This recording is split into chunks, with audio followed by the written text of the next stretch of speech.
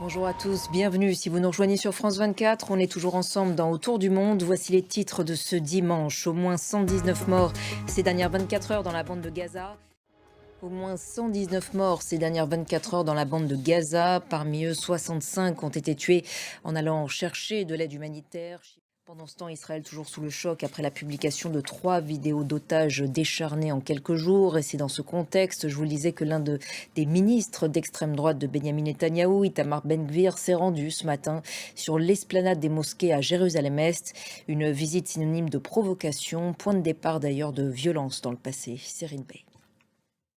Et je vous le disais donc tout à l'heure, en Israël, l'émotion est extrêmement vive. Aujourd'hui, après la diffusion d'une nouvelle vidéo d'otage retenue dans la bande de Gaza, Eviatar David, âgé de 24 ans, y apparaît très amaigri, très affaibli. Des images qui relancent le débat sur le sort des otages en Israël. Arnaud Miguet avec Chloé Duval. En Syrie, maintenant, les tensions restent très vives à Soueïda, dans le sud. Malgré un cessez-le-feu entré en vigueur le 20 juillet dernier, au moins 4 personnes ont été tuées dans de nouveaux affrontements aujourd'hui.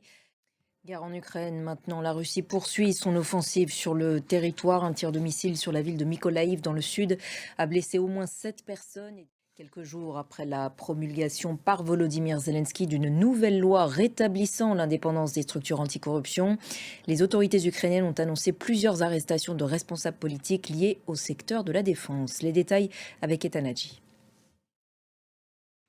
Dans le reste de l'actualité internationale, en bref, on l'a appris ce dimanche, plus de 50 personnes ont été kidnappées dans le nord-ouest du Nigeria cette semaine.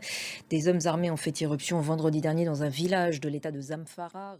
Plus d'1 million de jeunes catholiques du monde entier rassemblés à Rome pour assister aujourd'hui à la messe de clôture du Jubilé des jeunes, messe qui a été célébrée par le pape Léon XIV.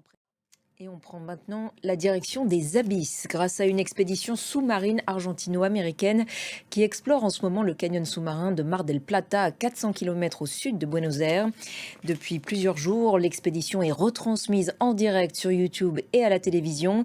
Elle dépasse même le 1 million de vues par jour depuis jeudi. Des images rares commentées par Natalia Odicharia.